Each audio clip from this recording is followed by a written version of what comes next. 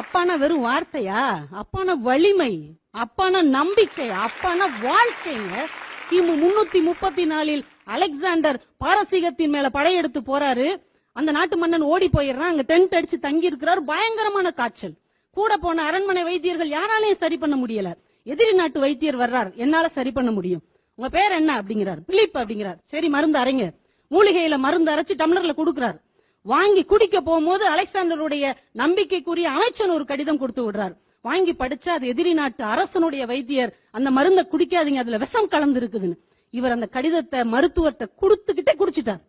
மருத்துவர் படிச்சுட்டு, ஐயோ நான் விஷம் கலக்கலன்னார். பதட்டப்படாதீங்க, நான் உங்களை ஏதாவது சொன்னேனா?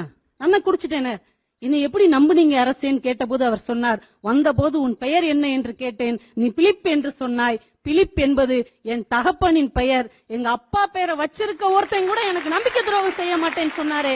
அப்பா இருக்கும்போது மட்டும் இல்லைங்க, இல்லாத போதும் நம்மை வழி நடத்துகிறவர் தாங்க அப்பா. நான் முத்துக்குமார் அழகா ஒரு கவிதையில சொல்லியிருப்பாரு, அப்பாவின் சாயலில் இருக்கிற ஒரு பெட்டி கடைக்காரரிடம் சிகரெட்டு வாங்கும் போதெல்லாம் என் விரல்கள் நடுங்குகின்றன என்று எழுதினார் என்றால், அப்பா சாயல்ல ஒருத்தர் இருந்தா கூட அவன் நமக்கு வழிகாட்டியா இருப்பான் சார். அதான் பெரிய விஷயம். அம்மாவுடைய அன்பை உணரணும்னா வைங்களேன், அம்மா ஊர்ல இல்லைன்னா போதும், அம்மாவோட அன்பை நம்ம உணர்ந்துடலாம்.